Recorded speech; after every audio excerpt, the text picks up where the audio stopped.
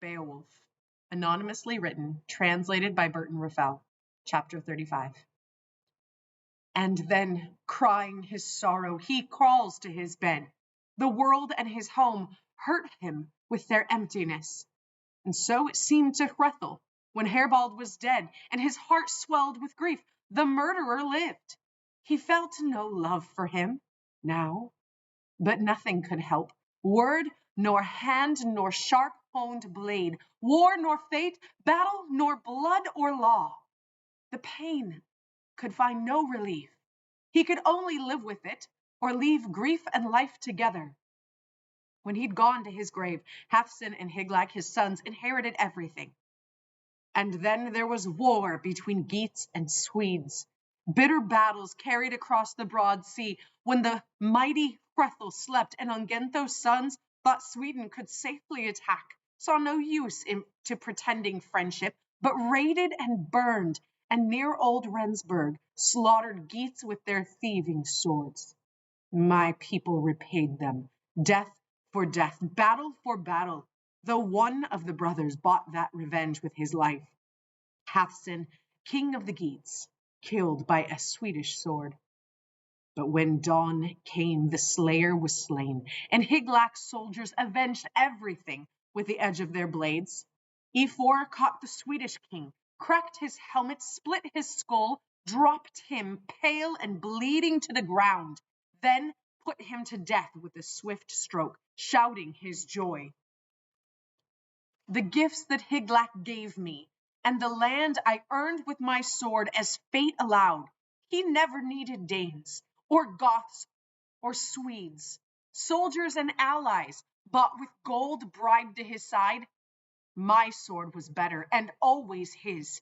In every battle my place was in front, alone, and so it shall be forever. As long as this sword lasts, serves me in the future as it has served me before.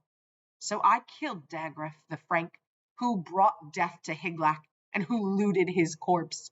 Hyg's necklace, Wealhtheow's treasure, never came to Daggraf's king. The thief fell in battle, but not on my blade.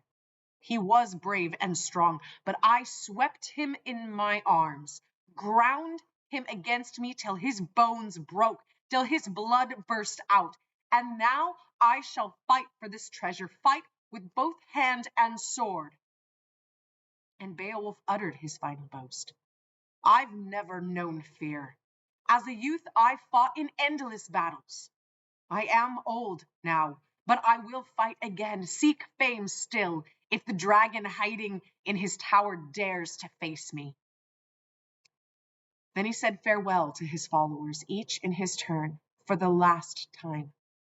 I'd use no sword, no weapon, if this beast could be killed without it, crushed to death like Grendel, gripped in my hands and torn limb from limb. But his breath will be burning hot. Poison will pour from his tongue. I feel no shame with sword and shield and armor against this monster. When he comes to me, I mean to stand, not run from his shooting flames. Stand till fate decides which of us wins. My heart is firm, my hands calm. I need no hot words. Wait for me close by, my friends. We shall see soon who will survive this bloody battle. Stand when the fighting is done. No one else could do what I mean to here. No man but me could hope to defeat this monster. No one could try. And this dragon's treasure, his gold, and everything hidden in that tower will be mine, or war will sweep me to a bitter death.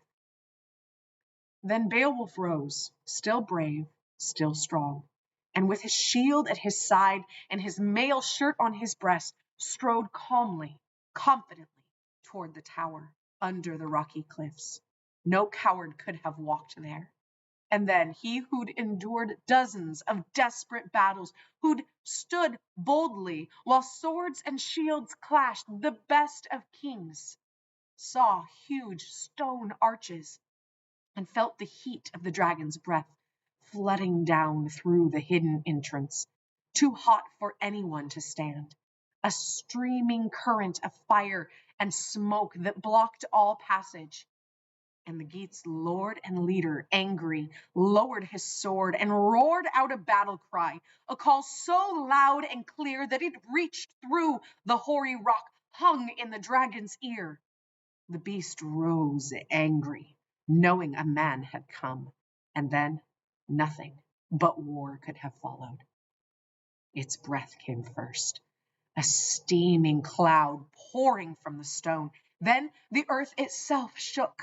Beowulf swung his shield into place, held it in front of him, facing the entrance. The dragon coiled and uncoiled, its heart urging it into battle. Beowulf's ancient sword was waiting, unsheathed, his sharp and gleaming blade. The beast came closer. Both of them were ready, each set on slaughter. The Geats' great prince stood firm, unmoving, prepared behind his high shield, waiting in his shining armor. The monster came quickly toward him, pouring out fire and smoke, hurrying to its fate. Flames beat at the iron shield, and for a time it held, protected Beowulf as he'd planned, and then it began to melt. And for the first time in his life, that famous prince fought with fate against him, with glory denied him. He knew it, but he raised his sword and struck at the dragon's scaly hide. The ancient blade broke, bit into the monster's skin, drew blood, but cracked and failed him before it went deep enough, helped him less than he needed. The dragon leaped with pain, thrashed and beat at him, spouting murderous flames, spreading them everywhere. And the Geats' ring-giver did not boast of glorious victories in other wars. His weapon had failed him, deserted him. Now, when he needed it most, that excellent sword.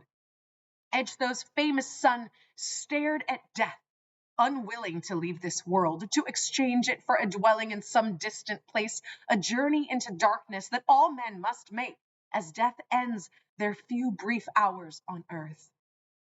Quickly, the dragon came at him, encouraged as Beowulf fell back. Its breath flared and he suffered, wrapped in its swirling flames, a king before, but now a beaten warrior. None of his comrades came to him, helped him. His brave and noble followers, they ran for their lives, fled deep in a wood, and only one of them remained, stood there miserable, remembering, as a good man must, what kinship should mean.